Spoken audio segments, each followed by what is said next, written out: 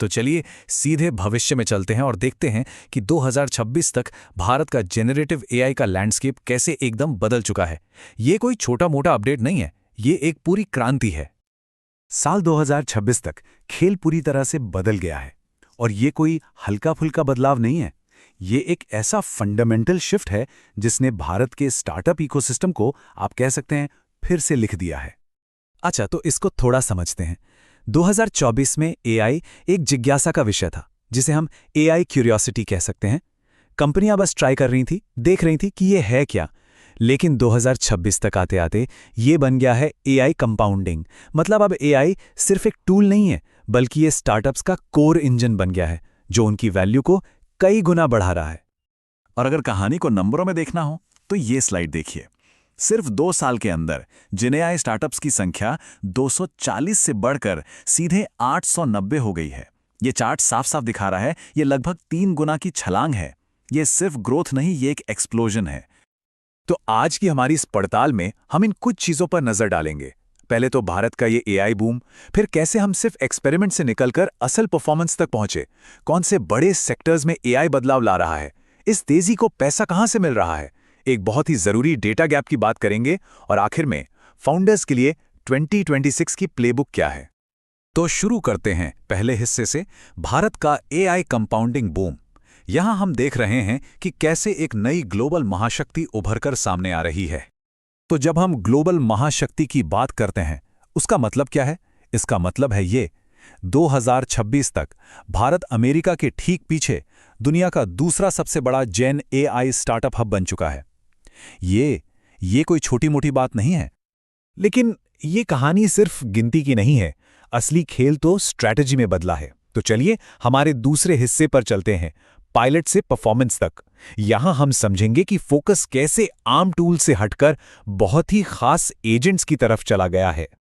यहां पर 2 शब्द बहुत जरूरी हो जाते हैं, वर्टिकल और एजेंटिक एआई। वर्टिकल एआई का मतलब है जो किसी एक इंडस्ट्री, मान लीजिए लीगल या फिनेंस, की बहुत गहरी प्रॉब्लम को सॉल्व करे। और एजेंटिक एआई, वो तो एक कदम और आगे है। वो सिर्फ आपकी मदद नहीं करता, वो पूरा का पूरा काम खुद ही कर देता है। जरा सोचिए, ये सच में एक गेम चेंजर है। तो फिर बड़ी कंपनियां क्या कर रही हैं? ये चार्ट दिखाता है कि 60% बड़ी भारतीय कंपनियां खुद एआई बनाने की बजाय स्टार्टअप्स के साथ मिलकर काम कर रही हैं। ये 60-40 का बंटवारा बहुत कुछ कहता है। क्यों? क्योंकि आज के ज़माने में स्पीड ही सब कुछ है और स्टार्टअप्स इसमें माहिर हैं। अब बात करते हैं असली असर की। हमारा तीसरा सेक्शन, एआई प्रमुख क्षेत्रों को कैसे बदल रहा है। यहां हम देखेंगे कि जेन एआई जमीन पर असल में क्या नतीजे दे रहा है। इससे पहले कि हम डिटेल्स में जाएं, बस इस एक नंबर पर गौर कीजिए, 25 गुना।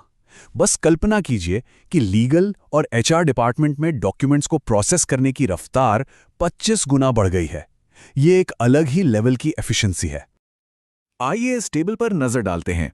फिनटेक में फ्रॉड और कंप्लायंस का मैनुअल काम 30% कम हुआ है।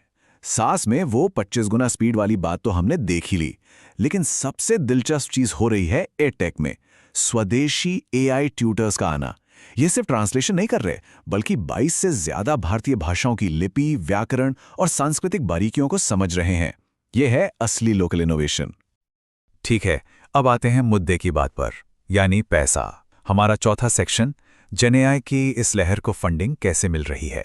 चलिए देखते हैं कि भारत के डीप टेक इकोसिस्टम में पैसा कहां जा रहा है। ये आंकड़ा इन्वेस्टर्स का भरोसा साफ दिखाता है, $990 मिलियन, लगभग $1 बिलियन, और ये सिर्फ 2025 के पहले 6 महीनों में आया है। ये सिर्फ भरोसा नहीं है, ये तो पूंजी की एक सुनामी है। लेकिन ये पैसा जा कहां रहा है? ये चार्ट बताता है कि ज्यादातर पैसा, एक बड़ा हिस्सा यानी 63%, एप्लीकेशन लेयर स्टार्टअप्स में जा रहा है। इसका मतलब साफ है, निवेशक असल दुनिया की समस्याओं को सुलझाने वाले सॉल्यूशंस पर दाव लगा रहे हैं, ना कि सिर्फ बेसिक टेक्नोलॉजी बनाने वालों पर। और ये एक और दिलचस्प आंकड़ा है, 2026 में एआई स्टार्टअप्स को शुरुआती फंडिंग यानी सीड स्टेज पर ही अपने नॉन एआई साथियों के मुकाबले 42% ज्यादा वैल्यूएशन मिल रही है। ये प्रीमियम बताता है कि इन जेन आई कंपनियों से उम्मीदें कितनी ज्यादा हैं। तो सब कुछ बहुत अच्छा लग रहा है ना? ग्रोथ, पैसा, इनोवेशन। लेकिन अब हम कहानी के दूसरे पहलू पर नजर डालेंगे, एक ऐसी छुपी हुई चुनौती जो भविष्य की ग्रोथ के लिए खतरा बन सकती है। हमारा 5वां section, the critical data gap. Growth जबरदस्त है, पैसा आ रहा है, पर क्या कोई ऐसी कड़ी है जो इस पूरी कहानी में मिसिंग है? यहां दो बड़ी बुनियादी कमियां हैं। पहली, हमारी डेटा की नींव कमजोर है, मतलब हमारे पास ऐसे स्टार्टअप्स की बहुत कमी है जो अच्छी क्वालिटी के भारत स्पेसिफिक डेटा को साफ करें और एआई के लिए तैयार करें, और एआई का ईंधन तो डेटा ही है। दूसरी कमी, कंप्यूटिंग पावर तक पहुंच। जीपीयू एक्सेस को सब्सिडी देने की सरकारी स्ट्रैटेजी में कुछ बदलाव हुए हैं, जिससे यह सवाल खड़ा हो गया है कि लंबे समय तक हम ये एआई क्षमता बनाए रख पाएंगे या नहीं। और अब इन सब चुनौतियों और मौकों के बीच आते हैं हमारे आखिरी और सबसे जरूरी सेक्शन पर, 2026 की फाउंडर प्लेबुक, यानी इस नए प्रैक्टिकल एआई के दौर में जीतने के नए नियम। तो 2026 में जीतने के लिए क्या करना होगा? 3 मुख्य बातें हैं। पहला, अपना खुद का प्रोप्राइटरी डेटा मोट, यानी डेटा का किला बनाइए, जैसे कि किसी खास भारतीय सेक्टर का डेटा सेट जो किसी और के पास ना हो। दूसरा, ह्यूमन एआई कोलैबोरेशन के लिए डिजाइन कीजिए, जहां एआई 90% भारी काम करे और इंसान बाकी 10% पर ध्यान दे। और तीसरा, भारत के नए प्राइवेसी कानून यानी डीपीडीपी को अपने प्रोडक्ट में शुरू से ही शामिल कीजिए। यह सिर्फ कानून का पालन करना नहीं है, ये ग्राहकों का भरोसा जीतने का तरीका है। और ये सब कुछ इस एक सोच पर आकर टिकता है, एक्सपेरिमेंट करने का स्वर्ण युग अब खत्म हो गया है। निवेशक और कंपनियां अब प्रैग्मैटिक एआई यानी व्यवहारिक एआई चाहते हैं, मतलब ऐसे समाधान जो साफ साफ रिटर्न ऑन इन्वेस्टमेंट दिखाएं। अब सवाल यह है कि भारत का अगला बड़ा एआई स्टार्टअप इस चुनौती पर कैसे खरा उतरेगा।